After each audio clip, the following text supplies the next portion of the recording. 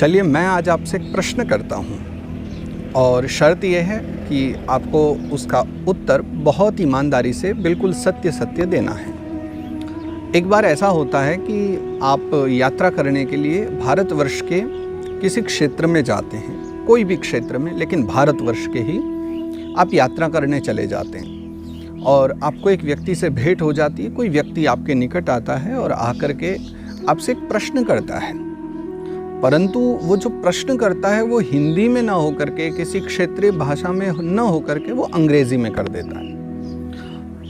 उस समय आपकी प्रतिक्रिया क्या होती है?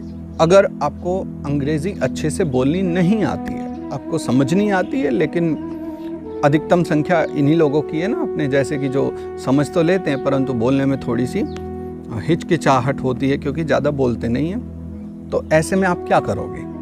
आपकी प्रतिक्रिया क्या होगी? तो अधिकतम लोग जो कार्य करते हैं मैं वो बताता हूँ कि वो अपनी टूटी फूटी भाषा में उनसे जैसी भी अंग्रेज़ी आती है वो उसी में उसका उत्तर दे देते हैं। तो मेरा प्रश्न होता है कि भाई क्यों देते हो? आखिर क्यों देते हो? ये उत्तर आप दो ना। इसलिए क्योंकि सामने वाले ने अंग्रेज़ी में प्रश्न किया है, लेकिन वो अंग्रेज़ तो है नहीं, वो कोई विदेशी व्यक्ति है नहीं, भारतवर्ष का रहने वाला है।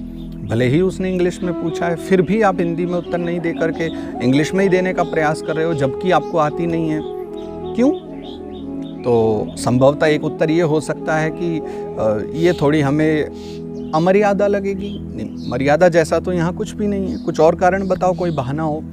तो कुछ ये भी कह सकते हैं कि इसमें हम थोड़े अनपढ़ और गंवार से लगेंगे क्योंकि हमें अंग्रेज़ी नहीं आती और सामने वाला अंग्रेज़ी में पूछ रहा है। तो फिर क्या किया जाए ऐसे समय में? चलो इस प्रश्न के साथ एक और प्रश्न। आपको बंगाली आती है? सभी को, बंगाल वाले लोगों को छोड़ करके बाकी के लिए प्रश्न है कि आपको बंगाली आती है? नहीं आती है। गुजराती आती है? नहीं आती है। पंजाबी आती है? नहीं आती है। आप बंगाल घूमने गए हो और बंगाल में पहुंचते ही कोई बंगाली व्यक्ति और आपसे बंगाली में कुछ बातें करने लग जाए, क्या करोगे?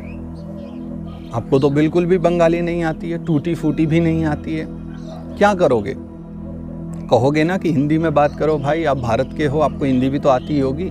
आप बंगाली बोल सकते हो क्योंकि एक क्षेत्रीय भाषा है, लेकिन हम नहीं बोल सकते क्योंकि हमें नहीं आती। और निस्संदेह आप बिल्कुल नहीं सकुचाओगे क्योंकि आपको लगता है अरे इसमें कोई बड़ी बात थोड़ी ही ना है, ये तो क्षेत्रीय भाषाएं तो बहुत सारी हैं, विविध भाषाएं हैं, इसमें क्या शर्माना अगर हमें नहीं आती। और आप स्पष्ट रूप से कह दोगे कि भाई हिंदी में बात करो, नहीं आती हमें बंगाली। आप गुजराती नहीं आती आपको, गुजरात में जाओगे तो आप मना कर दोगे कि भाई गुजराती नहीं आती, हिंदी में बात कीजिए। तो वहाँ आपको अपने भारत की ही एक भाषा को मना करने में बिल्कुल भी संकोच नहीं होगा, लेकिन आप यहाँ मना कर सकते हो। जब बंगाली है मना कर सकते हो, कोई संकोच नहीं। गुजराती नहीं आती, मना कर सकते हो, कोई संकोच नहीं। लेकिन जब इंग्लिश की बात आती है तो लोग इतना संकुचित क्यों हो जाते हैं? क्यों मना नहीं कर पाते कि नहीं भाई हमें नहीं आती? चलो विदेशी व्यक्ति है तो मैं मानता हूँ कि टूटी फूटी, ताकि उसको समझ में आ जाए, क्योंकि भाषा का सीधा सा मतलब यही होता है, भाषा की परिभाषा ही यही है कि हमारे जो विचार हैं उनको हम वाणी के द्वारा, शब्दों के द्वारा एक दूसरे तक पहुँचा सकें, ग्रहण कर सकें, वही भाषा है। तो भाषा का तात्पर्य बस उतना ही है, एक परिभाषा अगर उसकी देखी जाए तो।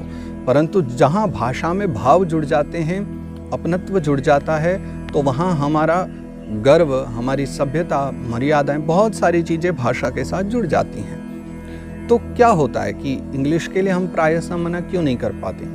क्योंकि कुछ भाषाओं के प्रति, अंग्रेजी भाषा के प्रति कुछ हमारे मन में ऐसी बातें बैठ गई हैं। मैं इसलिए बताना चाहता हूँ कि आज आप इन सब शंकाओं से दूर हो जाओ। हमें ऐसा लगता है कि अंग्रेज़ी आना एक बहुत आवश्यक है।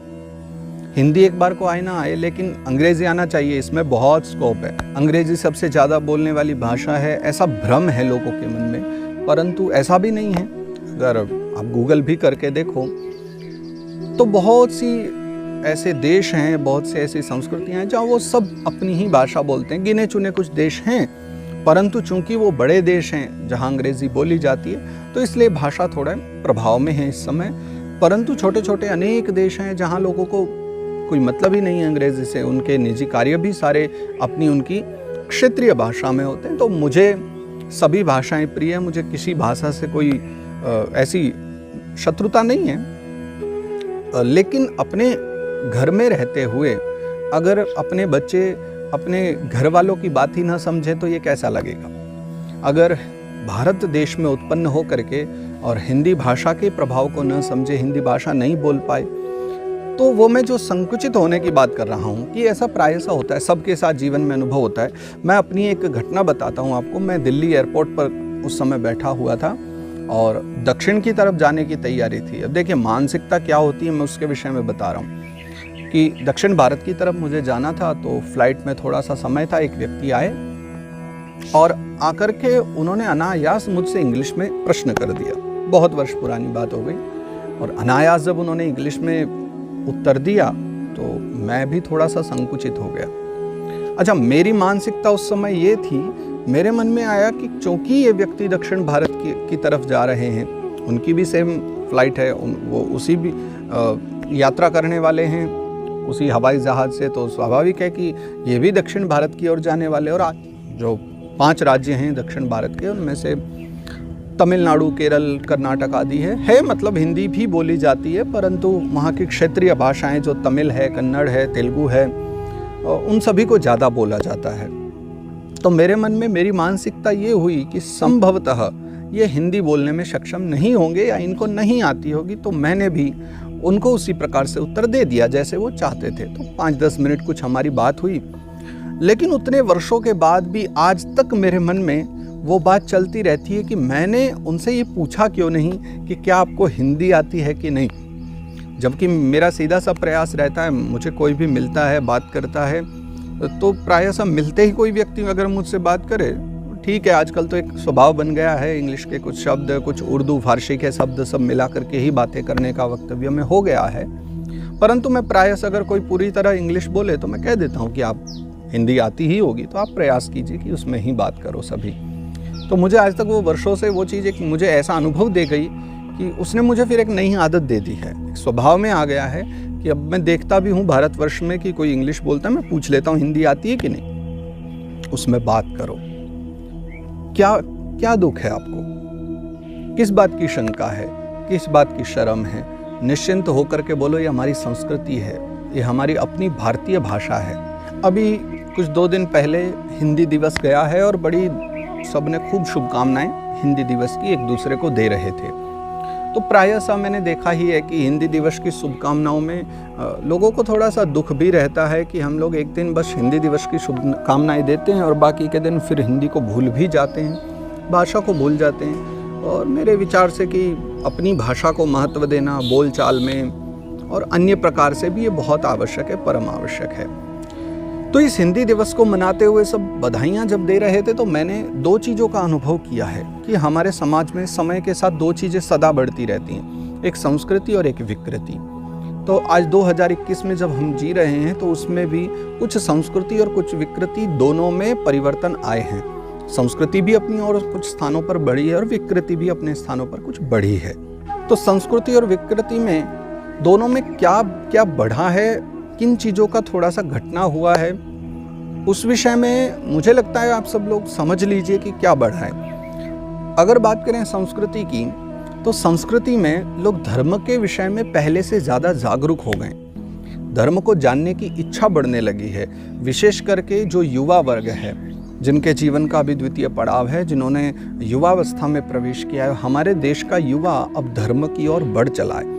वो अब आंख बंद करके धर्म को मानता नहीं है, बल्कि वो धर्म को जानने की इच्छा रखता है। और मुझे बड़ी अच्छी बात लगती है कि जब धर्म को जान करके तब उसमें प्रवेश करते हैं, तब वो पाते हैं कि वास्तविकता में सनातन धर्म आंख बंद करके लिखा हुआ धर्म नहीं था। हमारे जनजीवन की, हमारे आम जीवन की, सामान्य से जीवन को देख करके और पूरा हमारे जीवन के ऊपर एक एक बात धर्म में लिखी गई है। 16 संस्कारों की बात करें, चाहे यज्ञों की बात करें, सबके पीछे लॉजिक थे, कारण थे, उद्देश्य थे कि क्यों इनको लिखा गया था, क्या उसके पीछे कारण था और उनसे क्या प्रभाव था, वो लिख करके कि बताया गया कि क्यों करें। तो ये मुझे बड़ा अच्छा लगता है कि आज के समय में हमारे जो युवान हैं वो धर्म के प्रति बढ़ने लगे, जागरूक हो रहे हैं। और इसका प्रमाण एक बहुत बड़ा है कई प्रमाण हैं। अगर आप देखें कि जिस समय हमारे भारतवर्ष के जो नेता हैं, राजनेता हैं, वो ऐसे नेता राजनेता जो कभी भी धर्म कर्म की बात नहीं कर सकते थे, हिंदू धर्म सनातन धर्म के जो सदा थोड़े से विरोधी दिखाई दिया करते थे, जब वो भी चंदन लगा के माला पहन करके और वोट मांगने के लिए हिंदू धर्म का सहारा लें, तो समझना कि अब लोग जागरूक हो रहे हैं। इसका मतलब उनकी संख्या बढ़ गई है जो अब धर्म को मानने लगे हैं, जो ये देखने लगे हैं कि हमारे भारतवर्ष की जो रक्षा कर सकता है, हमारे धर्म की रक्षा करता है, हम समाप्त न हो जाए हमारी संस्कृति जो उसकी रक्षा करता है, तो उनको भी आना पड़ता है इधर। ये पहचान है एक। जब आपको दिखने लगे कि जो लोग पहले धर्म की बात आते ही जो वास्तविक धर्म है उसको भी पाखंड से जोड़ करके, उसको भी अनर्गल प्रलाप बता करके पाखंड बता दिया करते थे, आज जब वो लोग भी शांत रहने लग जाएं और अगर वो कहीं बोले भी तो चार युवा खड़े होकर के धर्म का वास्तविक स्वरूप उनको समझाने लग जाएं, तो समझ लेना कि युवा जागरूक हो रहे हैं और आंख बंद करके धर्म पर भरोसा नहीं कर रहे हैं। वो जितने धर्म हैं उन सभी को पढ़ करके, समझ करके और हर एक धर्म में क्या लिखा है इन सब बातों को जान करके जब वो अपना निर्णय दे रहे हैं और तब वो पालन भी कर रहे हैं कि नहीं ये धर्म है और इस धर्म में ये बातें लिखी हैं, इस धर्म का ये लाभ है। जब इस प्रकार से युवा करने लग जाएं तो समझ लेना कि देश उन्नत व्यवस्था की ओर जा रहा है, देश उन्नति की ओर है, प्रगति की ओर है। समाज अगर संस्कृति की ओर जाता है, प्रगति करता है, तो उसके साथ साथ वो विकृति की ओर भी जाता है, ये भी स्वाभाविक है और अनादिकाल से ये चले आ रहा है। मैं ये नहीं कहूँगा कि कलयुग आने से ही ऐसा कुछ हुआ है, अनादिकाल से सतयुग भी रहा हो या द्वापर रहा हो, जिन्हें हम मानते हैं हमारा काल रहा था पूर्व काल में। हर एक युग में हम लोग मानते हैं कि दोनों प्रकार के व्यक्तित्व होते हैं, दोनों प्रकार के कर्म होते हैं, तो पाप भी होते हैं, पुण्य भी होते हैं, सत्कर्म भी होते हैं, दुष्कर्म भी होते हैं। तो ये तो अनादिकाल से चले आ रहा है, इसमें कोई दोष नहीं है। और ये अगर आप धर्म ग्रंथों को या प्राचीन इतिहास को पढ़ेंगे तो आप ये पाएंगे कि ये तो सदा सदा से रहा है। बस समय ये होता है कि कभी कभी विकृति ज़्यादा मात्रा में हो जाती, कभी कभी संस्कृति ज़्यादा मात्रा में हो जाती। और कली काल में मैंने संस्कृति की बताया कि एक बार डूबा, उसके बाद फिर खड़े हुए और आज समय जो बहुत अच्छा चल रहा है मेरे नज़रिए से, अब धर्म के उत्थान का समय चल रहा है। इस समय सभी युवा धर्म की ओर बढ़ रहे हैं, धर्म को जान रहे हैं और धर्म के विषय में बोलना सीख गए हैं। बात अगर मैं विकृति की करूं, हाँ, देश में एक विकृति जरूर आई है जिससे मुझे लगता है बचना चाहिए सभी को, और हमारे लाखों करोड़ों युवा आज उस विकृति को मानते हैं कि ये हाँ हमारे समाज में एक विकृति के रूप में है। वो है स्वतंत्रता का अनुचित लाभ उठाना।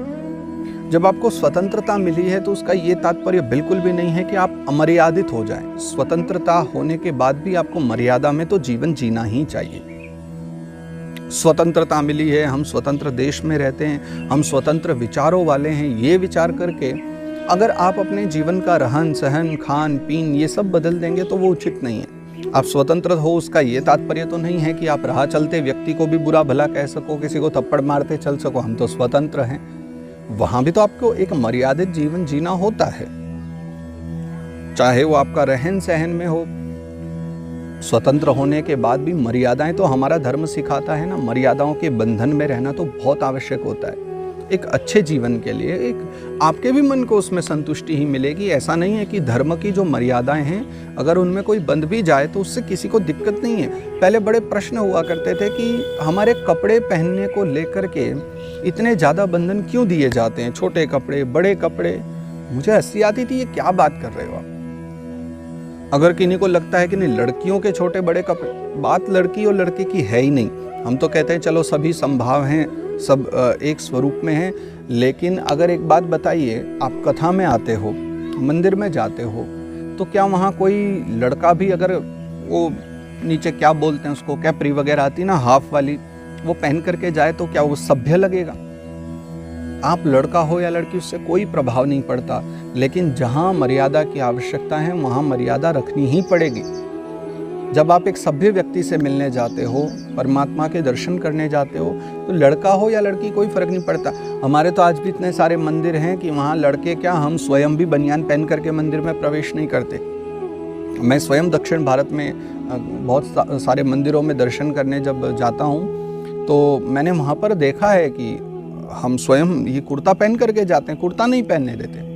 तो गर्भगृह में अगर अंदर जा कर के दर्शन करने तो हम ये कुर्ता बनियान सब उतार करके और सिर्फ धोती और ये दुपट्टा लेकर के तब अंदर प्रवेश करते हैं। और अगर कोई भी आ जाए तो हम स्वयं उस मर्यादा का पालन कर रहे हैं कि जो मंदिर के अंदर जो मर्यादा है, जो व्यवस्था है, उसको हम बनाए रखें। तो ये एक विकृति है समाज में कि स्वतंत्रता के नाम पर और धर्म की बहुत सारी मर्यादाओं को तोड़ देना। क्योंकि देखिए, कुछ कार्य ऐसे हैं कि अगर वो आप घर में ही करो तो ज़्यादा अच्छा है। बहुत से कार्य ऐसे हैं, आप मेरी भावना समझ सकते हो, कि अगर घर में रह करके ही कुछ कार्य अंदर ही रहें तो ज़्यादा अच्छा है। समाज में जब आप आते हो तो मैं कहता हूँ कि हाँ, आपको एक धर्म का आवरण ओढ़ लेना चाहिए। घर में आप कैसे भी पड़े हो, कौन पूछता है, खूब आनंद से रहो, जैसे इच्छा करे वैसे रहो, लेकिन मर्यादा से जब बाहर निकलो तो मर्यादा की चादर ओढ़ना बहुत आवश्यक होता है। और मर्यादा को ग्रहण करने से आप सभ्य ही कहे जाओगे, और मर्यादा से जब भिन्न हो जाते हो तब असभ्य ही कहलाओगे। इससे बड़ा और कुछ भी नहीं है। एक सभ्य व्यक्ति बनना है, एक सम्मानीय पुरुष बनना है, तो थोड़ी मर्यादा का पालन तो बहुत आवश्यक है। तो मैं कथा तक सीमित रहने की इच्छा नहीं रखता हूँ। मैं तो यही चाहता हूँ कि इन कथाओं के मध्य से आप ज्ञान और विवेक को जागृत करते रहो। क्योंकि भक्ति महारानी भी अपने बेटे ज्ञान वैराग्य के बिना दुखी रहती है, उनकी वृद्धावस्था पर दुखी रहती है। पर मैं आज बहुत खुश हूँ कि भक्ति तो एक और जहाँ पुष्ट हो ही रही है हमारे भारतवर्ष में, उसके साथ साथ हमारे सभी युवाओं में या सभी भारतवर्ष के लोगों में ज्ञान और विवेक का उदय होने लगा है। वो देख करके मुझे बड़ी प्रसन्नता हो रही है कि बहुत अच्छा लग रहा है कि ज्ञान और विवेक दोनों जागृत हो रहे हैं हमारे। और यही मुझे चाहिए, यही मैं देखना चाहता हूँ कि पूरे भारतवर्ष में हर एक युवान ज्ञान वैराग्य को जगा करके चले, ज्ञान विवेक के साथ में ही जीवन जिए। तो हमारी जो भारत की आज की व्यवस्था है, शिक्षा पद्धति है, शिक्षा व्यवस्था है, उसमें भी अब धीरे धीरे परिवर्तन आ रहा है। प्राचीन जो इतिहास हमने पढ़ा है उसके साथ साथ कुछ नया इतिहास भी। इतिहास को लेकर के मेरे मन में एक और शंका है कि जहां आज हमारे पास सोशल मीडिया जैसी वस्तु है, जहां हर एक व्यक्ति उपलब्ध है, हर एक व्यक्ति उपस्थित है, तो आज इसके कुछ घाटे भी हैं। कभी कभी सोशल मीडिया पर कुछ ऐसे इतिहास का वर्णन कर दिया जाता है जो कभी घटित ही नहीं हुआ। तो इसका क्या उपाय है? देखिए, इसके कुछ ही उपाय हैं। या तो आप कुछ प्रामाणिक पुस्तकों के द्वारा ही इतिहास को पढ़ा जाए, एक निष्पक्ष व्यक्ति के द्वारा अगर कुछ लिखा गया हो तो ऐसे निष्पक्ष जो लेखक हैं उनकी लिखी हुई कलम को देखो तो प्रायशः हमें थोड़ा अच्छे से जानने को मिलता है इतिहास के विषय में। मैं कई बार चर्चा करता हूँ कुछ बातों की, तो मुझसे ही कई लोग ऐसा प्रश्न कर देते ना कि वहाँ कुछ अलग विषय में पढ़ा था, यहाँ कुछ। तो स्वाभाविक सी बात है, ना आप उस समय उपस्थित थे, ना मैं उस समय उपस्थित था, ना आपने वो सब होते देखा था, ना मैंने होते देखा था। बस इतना सा है कि आपने जो पढ़ा है वो भी किसी का लिखा पढ़ा है, मैंने जो पढ़ा है वो भी किसी का लिखा पढ़ा है। ये हो सकता है कि आपके लिखने वाले और मैंने जो पढ़ा है उसको लिखने वाले दोनों में कुछ भेद रहा होगा, दोनों ने अपनी अपनी मिर्च मसाला लगा करके लिखा होगा, तो आपको थोड़ा सा अलग पढ़ने को मिला, मुझे अलग पढ़ने को मिला। तो हम दोनों को उसमें लड़ाई करने की आवश्यकता नहीं है, हम दोनों को आपस में लड़ने की आवश्यकता नहीं है। आवश्यकता ये है कि जो पुस्तक मैंने पढ़ी एक बार उसको आप पढ़ें और आपने जो पढ़ा एक बार उसको मैं भी पढूं। फिर हम दोनों मिल करके और उस दोनों पुस्तकों को देख सकते हैं कि दोनों में क्या भेद है और क्यों भेद है, और लिखने वाले की मानसिकता उस समय क्या रही थी, क्या उसके विचार में पक्ष थे, कहाँ से वो निष्पक्ष था या कहाँ वो पक्षधर था। ये बात विचार करके ही हम किसी निर्णय पर पहुंच देते हैं। आजकल लोग बड़ी लड़ाई करते हैं, एक कहता ऐसा हुआ, एक कहता ऐसा हुआ। 20-20 साल के बच्चे, 25-25 साल के बालक 80 साल पुरानी घटनाओं पर लड़ाई करते हैं कि तुम गलत कह रहे हो, ऐसा हुआ था। दूसरा कहता है तुम गलत कह रहे हो। और सत्यता ये कि दोनों ही उस समय में उपस्थित नहीं थे, दोनों ही कहीं ना कहीं पढ़ी हुई बातों को कर रहे हैं। तो इसलिए मैं कहता हूँ वाद विवाद के नहीं, संवाद के व्यक्ति बनो, निर्णय पर पहुँचो कि हुआ वास्तविकता में क्या था, और वो निर्णय तभी होगा जब आप सभी चीज़ों को पढ़ोगे। ये बहुत आवश्यक है। तो हमारी शिक्षा पद्धति क्या है, अब वहाँ बिल्कुल निष्पक्ष रूप से हमारी जो शिक्षा पद्धति है, वहाँ लिखा भले ही पक्षधर होकर के गया हो, लेकिन पढ़ाते समय वहाँ सबको निष्पक्ष रहना पड़ता है। जो विषय में आ गया है, जो सत्ताधारी पक्ष ने, जो सरकार ने, गवर्नमेंट ने जो निर्धारित कर दिया है, पढ़ाना वही है आचार्य को, टीचर को। तो अध्यापक बस वही पढ़ाते हैं, उन्हें निष्पक्ष होकर के पढ़ाना पड़ता है। तो ये आवश्यक है कि जब मैंने कहा ना अभी संस्कृति बढ़ने लगी है, युवान बढ़ने लगे हैं, गलत चीज़ों का विरोध होने लगा है, जिन्होंने कभी हमारे देश पर अत्याचार किए, जिन्होंने कभी हमारे देश पर आकर के हमें लूटा या हमारे देश को बहुत सारी हानि पहुंचाई, या हमारे माताएं बहनें भाई बंधु सबको बहुत कष्ट दिए, उनका महिमा मंडन जो वर्षों से होता आ रहा था, समय के साथ में वो महिमा मंडन भी धीरे धीरे कम होने लगा है। तो अब जो नई नई शिक्षा पद्धति है उनमें धीरे धीरे कुछ अच्छी बातें भी उसमें बढ़ाई जाने लगी हैं, लिखी जाने लगी हैं। बहुत अच्छा लगा मुझे। अभी कुछ लोगों को मेडल मिला, भारतवर्ष के बहुत सारे जो खिलाड़ी हैं वो मेडल लेकर के आए, और बहुत शीघ्र ही बड़े गर्व के साथ में उन सभी का नाम, जो पहलवानी में थे, कुश्ती में थे, जो भी थे, उन सभी का बहुत अच्छे से नाम पुस्तकों में आया है, और छोटे बच्चों की 5वीं 6वीं कक्षाओं में सब उनको पढ़ाया जाने लगा है। ये बहुत अच्छा है। ये आवश्यक है कि जो वास्तविकता में देश का नाम बढ़ा रहे हैं, देश के लिए कुछ कर रहे हैं, उनको लिखा जाए। जिन्होंने देश के साथ क्या किया, कैसे किया, और वास्तविकता में हम जानते भी नहीं हैं। अब जो इतिहास पढ़ाया जाएगा वही तो बच्चे पढ़ेंगे ना। तो प्रयास करो कि जीवन में कुछ स्वयं से भी पढ़ते रहा करो, और अपने बच्चों की पुस्तकें भी पढ़ते रहा करो। देख लिया करो एक बार, क्या उसमें जो इतिहास पढ़ाया जा रहा है आप भी उसे पढ़े थे, या आपके पढ़े इतिहास से आज को जो इतिहास है वो कुछ विभिन्न है। दो ही बात मिलेंगी, या तो पहले से बदल करके कुछ गलत आ गया होगा, या पहले से बदल करके कुछ सत्य हो गया होगा। तो इसका अनुभव ज़रूर आप जीवन में कभी कभी करते रहना, आपको भी बहुत अच्छा लगेगा। ये आपको भी एक नया अनुभव मिलेगा ये पढ़ करके। तो बहुत आवश्यक है कि शिक्षा पद्धति में धीरे धीरे बदलाव होते रहें, जो आने वाले भारतवर्ष के लिए गर्व के क्षण होंगे, भारतवर्ष को जानने के लिए, भारतवर्ष के वीरों को जानने के लिए, कि जैसे हमारे भारतवर्ष में जितने भी राजा हुए जिन्होंने अपने प्राणों के बलिदान दिए, जिन्होंने बड़ी वीरता से युद्ध किए, अगर बच्चों को उन्हीं के विषय में पढ़ाया जाएगा तो ज़्यादा अच्छा रहेगा। और अपने बच्चों को वीर बनाइए, साहसी बनाइए। छोटे छोटे बच्चे होते हैं ना, उनके साथ क्या करते हैं कि छोटा सा बच्चा अगर कुछ ज़्यादा गलती करता है तो उसको बचपन से डराने लग जाते हैं। अरे वहाँ नहीं जाना, भाऊ आ जाएगा, वहाँ नहीं जाना, वो कर लेगा। ये छोटी छोटी बातों से बच्चे को हम प्रारंभ से ही एक भयभीत कर देते हैं, और आजीवन पर्यंत वो फिर डरपोक ही बने रह जाता है। बच्चे को शुरू से साहसी बनाइए, प्रारंभ से भरत के जैसा बनाइए, दुष्यंत कुमार के जैसा बनाइए, जो शेर के दांत गिन लिया करे। ऐसे बच्चे को बनाइए। हम ऐसे भारत की संस्कृति को देखना चाहते हैं, भारत की ऐसी व्यवस्था को देखना चाहते हैं। आशा है कि बहुत शीघ्र हम भारतवर्ष के उन क्षणों को भी देख पाएंगे। हमें गौरवशाली भारतवर्ष के उस चित्र का भी दर्शन करना है, और शीघ्र ही करेंगे, ये मेरी आशा है। तो कुछ भारतवर्ष के विषय में और कुछ सांस्कृतिक बातों को लेकर के मैं फिर से आपसे चर्चा करना चाहूँगा, फिर से कुछ बातें और बताना चाहूँगा। और जिनको लगता है कि हम अंग्रेज़ी तो बस इसलिए पढ़ते हैं क्योंकि इसमें बहुत स्कोप हैं, तो मेरी बात सुनिए, अंग्रेज़ी अवश्य पढ़िए, डच भी पढ़िए, स्पेनिश पढ़िए, और भी जितनी भाषा, जैपनीज़, चाइनीज़ जो पढ़नी है पढ़िए, लेकिन स्वयं भी हिंदी को मत त्यागिए। क्योंकि अगर बात बोलने की आए ना, तो देखो हिंदी जैसी जो भाषा है, इतनी प्रिय और मधुर भाषा, और अगर स्कोप की बात करते हो तो कुछ समय रुकिए, एक दिन आएगा कि आप लोगों को फिर संस्कृत में भी स्कोप अच्छे से दिखाई देगा, और फिर वहाँ भी दुनिया दौड़ेगी। वो समय भी बहुत शीघ्र आने वाला है। तो मेरे विचार से तो आप सभी भाषाओं का अध्ययन कीजिए, इंग्लिश, हिंदी, संस्कृत सभी पढ़िए, लेकिन जब भी घर में रहो, पूजा पाठ करो, भोजन करो, सब परिवार के एक साथ बैठो, उस समय सभी हिंदी का प्रयोग करते रहा करो, अधिक से अधिक हिंदी बोलने का ही प्रयास किया करो। बस इन्हीं चर्चाओं के साथ में मैं विश्राम देता हूँ आज की चर्चा को।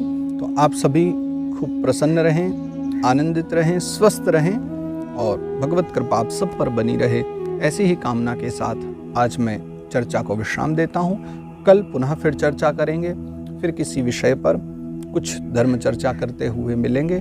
आइए, आज मैं सभी आपको बहुत बहुत भाव से सादर प्रणाम करता हूँ। जय श्री राधे।